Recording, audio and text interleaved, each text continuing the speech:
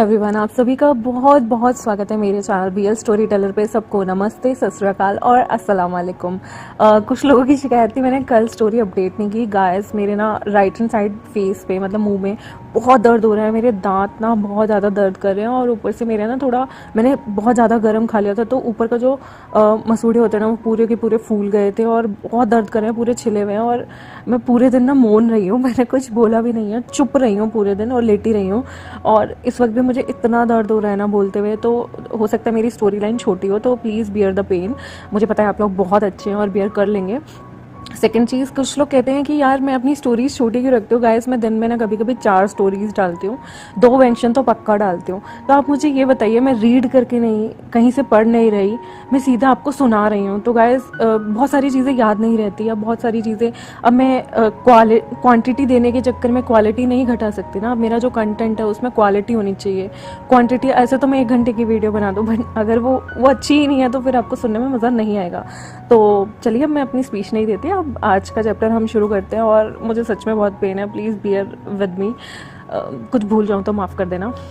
अच्छा गाइस, जो हमारा विवजियान और जंगचा होता है ना, उनकी 7 मंथ प्रेगनेंसी हो चुकी होती है और लिटरली 7 मंथ में वो इतने गोल मटोल हो गए थे ना, वो इतना खाते थे दोनों, बिल्कुल बदूसों की तरह चीज़ें ठूसते थे। और जो उनके ओमेगा जो उन लोगों के आसपास घूमते थे ना सर्वेंट्स, वो परेशान हो जाते थे। विंग कभी ये खा रहा है, कभी वो जंगचा खा रहा है। वो दोनों भाई ना, ओमेगा ब्रदर, एक जगह बैठे रहते थे और ऑर्डर करते थे, अभी अंगूर लाओ, कभी आम लाओ, कभी कुछ लाओ। मतलब दूर दूर देशों से, जहाँ से ठंडी चीज़ें मिलती हैं, वहाँ से वो लोग सेब ये वो सब लाते थे। गर्म वाले देशों से भी वो हर चीज़ मंगवाते थे। उनके लिए नी सेक्ट से हर चीज़ आती थी खाने के लिए। वेन सेक्ट उनकी खुशखबरी सुनने के बाद ये चीज़ें भेज रहा था, क्योंकि उन्होंने अब 7 मंथ प्रेगनेंसी के हो गए थे, तो उन्होंने अनाउंस कर दिया था और बहुत जल्दी उनका बेबी शावर होने वाला था। अच्छा, हर चीज़ ना काफ़ी अच्छे से चल रही थी। और फिर ना जो हमारी मैडम लैन होती हैं वो कहती हैं कि हम ना 7 मंथ में नहीं करते बेबी शावर, हम करते हैं 9 मंथ में, कि थकान हो जाएगी आप लोगों को और दिक्कत हो जाएगी। तो विंग कहता है कोई बात नहीं बता, आप जब चाहें हम तब कर लेंगे, और वैसे भी सारी चीज़ों की जो अरेंजमेंट है वो आप लोगों ने करनी है, हमने तो वहाँ जाके बैठना है। तो मैडम लैन जो है वो हंसती हैं, क्योंकि विंग ना पूरा टाइम खाता था, बहुत अच्छी अच्छी बुक्स पढ़ता था, ताकि उसके बच्चे में ना अच्छे गुण जाएँ। क्योंकि जब हम प्रेग्नेंट होते हैं ना, हमें अच्छी चीज़ें पढ़नी चाहिए, हमें स्पिरिचुअल चीज़ें पढ़नी चाहिए, हमें नॉलेजेबल चीज़ें पढ़नी चाहिए, और जितनी भी वायलेंट चीज़ें होती है ना वो हमें कम देखनी चाहिए। तो वार के बारे में, वॉर कैसे चल रही है या क्या कैसे चल रहा है, ये सब चीज़ें उनसे छुपाई जाती थी, अब नहीं बताई जाती थी। जेवाजुन और वैसे भी हैंगवनचुन ने सब चीज़ें संभाल ली थी, लेंचरन सारी चीज़ें संभाल रहे थे, चिंगेजुन भी देख रहे थे। इवन उन्होंने बहुत सारे बंदों को भी अपॉइंट कर दिया था, और शुयांग की भी रैंक काफ़ी बड़ी हो गई थी, क्योंकि उसने काफ़ी कुछ अचीव कर लिया था। और इन लोगों की जो सेक्ट होता है ना, वहाँ पर काफ़ी लोग विज़िट करने आते हैं इन लोगों को, और काफ़ी अच्छा माहौल हो गया था जब वो प्रेगनेंसी की इनके टाइम था। इसमें नी होसेंग भी विज़िट करने आता है, शिजे भी विज़िट करने आती हैं, और जो जिन सेक्ट होता है वहाँ से भी मैडम जिन इन्हें विज़िट करने आती हैं। तो काफ़ी अच्छा लगता है इन्हें कि सब चीज़ें अच्छे से चल रही हैं और सब चीज़ें बहुत अच्छी हो गई हैं। और जियांग यानली और जिन जिशुन की शादी हो चुकी होती है, और अब उनके यहाँ से भी कोई खुशखबरी की मतलब न्यूज़ आने वाली थी, लेकिन शादी में सब कुछ बढ़िया हो गया था। और जो विवजियान होता है ना और जंगछा, इन लोगों को योगा करने के लिए भी कहा जाता है। और विवजियान इतना आलसी होता है ना, जैसे ही योगा की बात आती थी नहीं, हमेशा मुंह फुला के गप करके मुंह बैठ जाता था।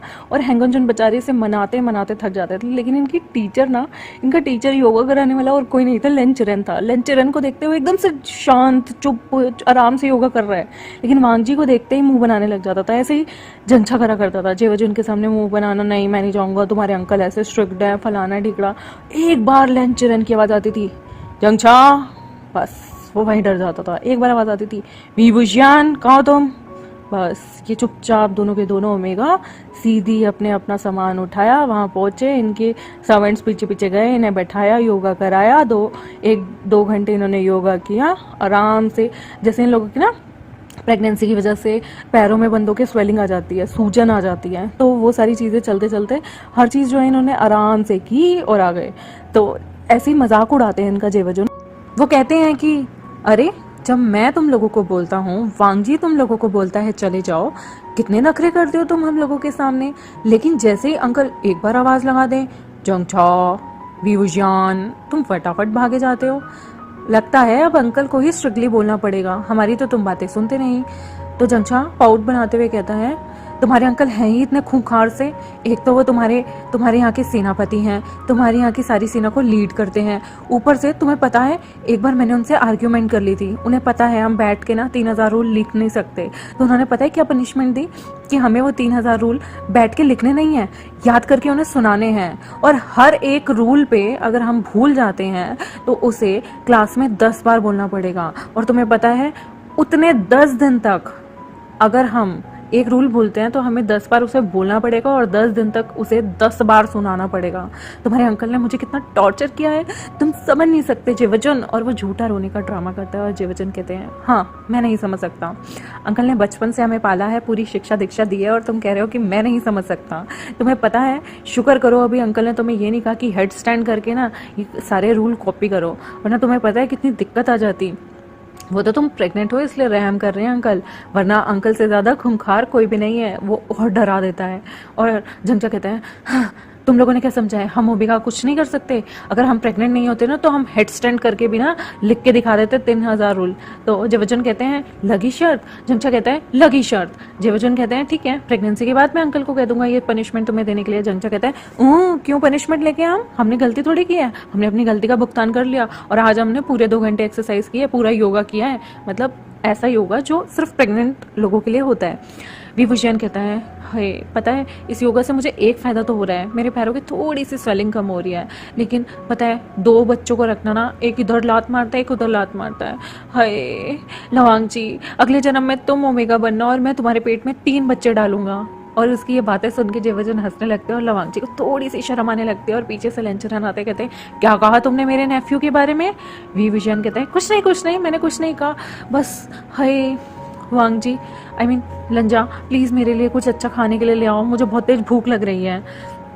तो लेंचरन कहता है कोई ज़रूरत नहीं, मैंने तुम लोगों के लिए अभी दूध मंगवाया है, गर्म दूध पीना है तुम्हें। दोनों के दोनों मुंह बनाने लगते हैं। लेंचरन कहता है बताऊँ अभी किसने बनाया मुंह, वो 2 गिलास दूध पिएगा। तो लेंचरन की ये बात सुनने के बाद दोनों के दोनों कहते हैं नहीं हमें कोई दिक्कत नहीं है, आप एक गिलास गरम दूध दो, हम पी लेंगे, मतलब ल्यूकवार्म दूध वो लोग पी लेंगे। उन्होंने कहा मैंने उसमें मलाई भी डाली है। दोनों फिर से मुंह बनाते हैं लेकिन वो कहते हैं चुपचाप सारी चीज़ें खाओ ताकि तुम्हें आगे चल के प्रॉब्लम ना हो और तुम्हारे बेबीज़ को भी। चमचा कहता है ये कितना ज़्यादा खड़ूस है। वीन कहता है खड़ूस, मुझे तो इसमें यमराज दिख रहा है, जैसे कि हमारे सामने खड़ा हो और तलवार लेके कह रहा हो पी वरना गर्दन काट दूंगा। तभी वो चुप हो जाते हैं क्योंकि जो हमारा जेवचन होते हैं ना और हेंगुन उन्हें घूर रहे होते हैं। और लेंचरन अपने सामने 2 बंदों को बुलाता है जो ल्यूकवार्म मिल्क उन्हें ला के देते हैं, और वो भी एक बड़ा ग्लास, मतलब एक बार में ही कम से कम आधा किलो दूध उन्हें पीना था। और वो लोग मुंह बना रहे होते हैं, लेकिन लेंचरन से डर के ना वो दोनों ओमेगा ना वो पूरा दूध का ग्लास सटक जाते हैं, धीरे धीरे करके पूरा पी लेते हैं। तो लेंचरन कहता है कोई बात नहीं, अभी सुबह हुई है इसलिए तुमने 1 गिलास पिया है, शाम को तुम्हें एक और पीना है। फींग जो है वो मुंह बनाता है और अजीब सा कहता है शाम को एक और क्यों। वो कहते हैं तुम्हारे पेट में 2 बच्चे हैं, तुम्हें इनको कल को अगर तुम अभी दूध नहीं पियोगे तो तुम्हारा दूध कैसे बनेगा और फिर कल को तुम अपने बच्चे को कैसे फीड करा पाओगे। विंग फिर से पाउट करता है और कहता है लंजा। वो उसके स्लीव्स खींचता है। लेंचरन कहते हैं कोई लंजा नहीं चिरैन, वांग जी तुमने मुझे रोका, किसी चीज़ से मना किया तो याद रखना तुम लोगों को 3000 रूल कम से कम 3000 बार लिखने होंगे, वो भी हेड स्टैंड करके। ये बात सुनते ही हेंगवन जोन और लेंचरन की तो हिम्मत ही नहीं होती कि वो इस पनिशमेंट को ले लें, क्योंकि उन्हें पता है 3000 रूल हेड स्टैंड करके 3000 बार लिखने होंगे। इम्पॉसिबल यार, क्योंकि उन्हें हर काम करना होता था, वो प्रैक्टिस भी करते थे, लोगों को हर चीज़ सिखाते भी थे, और वो वेले नहीं थे, वो क्राउन प्रिंस और सेकंड प्रिंस है। कितनी बेइज्जती होगी जब वो लोगों के सामने ऐसे हेड स्टैंड करके ये सारी चीज़ें लिख रहे होंगे और लोग कितना मजाक उड़ाएंगे। तो वो लोग अपनी रेपुटेशन को बचाने के लिए चुप हो जाते हैं। और यहाँ विभूषण और झंझा भी कुछ नहीं बोल पाते क्योंकि उन्हें पता था। वो लोग चुपचाप दूध पीते हैं, गिलास देते हैं, और जो हमारे लेंचरन होते हैं ना वो इन दोनों ओमेगा को स्ट्रिक रखते हैं और फिर पीछे मुड़ते हैं और उनके चेहरे पे एक स्माइल आ जाती है लेंचरन के चेहरे पे कि इन्होंने अभी जो ये ओमेगा ढीठ अपने पतियों की बात नहीं सुनते थे ना, वो लेंचरन की बात सुन रहे हैं।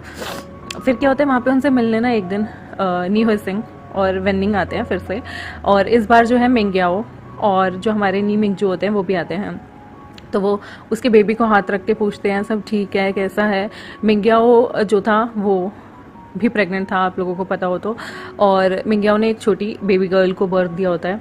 और वो बहुत क्यूट होती है। तो विंग जो है ना अपना टमी दिखाता है और मिंग्याओ उस पर हाथ फेरता है और कहता है 2 बच्चे हैं। तो वहाँ पे ना बच्चे कैसे चलने के निशान होते हैं, तो ये देख के मिंग्याओ काफ़ी खुश होता है और कहता है तुम्हारा दिन कैसा जा रहा है, कि तुम्हें लैंसेट वाले कैसे रखते हैं। तो वो कहता है बहुत बुरी तरह से रखते हैं। जंचा कहता है हम पे तो बहुत अत्याचार होता है। मिंग्याओ पूछता है कैसा अत्याचार। वो कहते हैं ये लोग हमें आधा किलो के बड़े वाले दूध के गिलास पिलाते हैं और वो भी दिन में 2 बार। और तो और तुम्हें पता नहीं है योगा कराते हैं 2 घंटे, वो भी प्रेग्नेंट वालों वाला योगा। हाय, और पता है हमें असिस्ट कौन करता है, हम पे देख रेख कौन करता है हमारी हर चीज़ की, लेन चिरन खुद। ये सुनते ही मिंग्याओ कहता है शुक्र है मेरे सेक्ट में ऐसा कुछ नहीं था, वरना तो मेरा पता नहीं क्या हाल होता। नीमिंगजू तो ऐसा कुछ नहीं करते थे। तभी विंग कहता है यार प्लीज़ हमें 2 महीने के लिए अपने साथ ले चलना प्लीज़।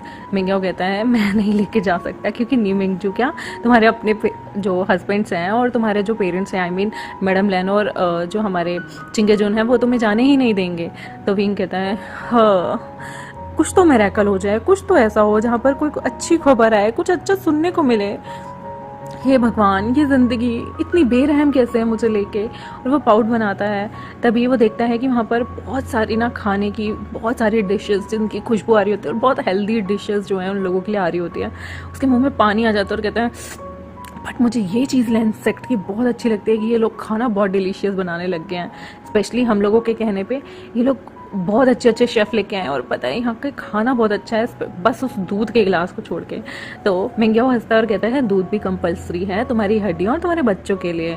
विंग कहता है आई नो, तुम्हें पता है हम वाइन पीने वाले बंदे दूध पियेंगे तो हमें कैसा लगेगा, बिल्कुल बकवास। और ये बोलने के बाद ना जो हमारा मिंग्याओ होता है वो हंसता है और कहता है तुम कभी नहीं बदल सकते यंग मास्टर वे।